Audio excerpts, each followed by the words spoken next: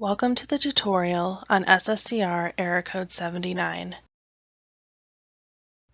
Per the NSLDS, Error Code 79 is caused by a program begin date that is too far in the past. There are two main reasons why this error occurs. First, a student separates from a program and later returns to the same program more than 20 years later. And second, when a defaulted program begin date is reported for a student.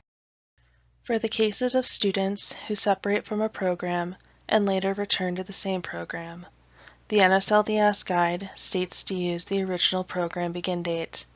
However, if the original program begin date is more than 20 years in the past, it will cause an Error Code 79. In these cases, the guidance to resolve Error Code 79 is to update the program begin date to the date that the student returned to the program. The most common reason why an Error Code 79 will occur is due to a default program begin date being included for the student on a school enrollment file. This default date is typically 1/1/1900.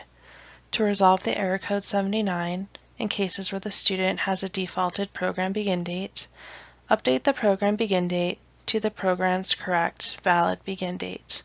Also be sure to update your school's SIS with the correct begin date for the program, so the data on your next file does not overwrite the correction. Now we will go over how to review and correct a student's record.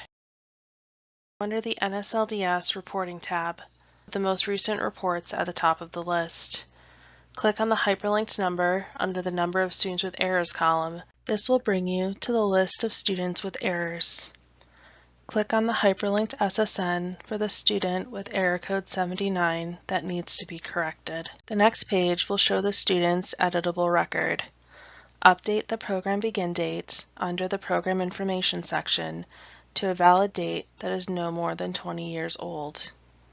After updating the programs as needed, click the green Submit button to send the record to the Clearinghouse for processing. For additional assistance correcting SSCR Error Code 79, please reach out to us at sscrerrors@studentclearinghouse.org.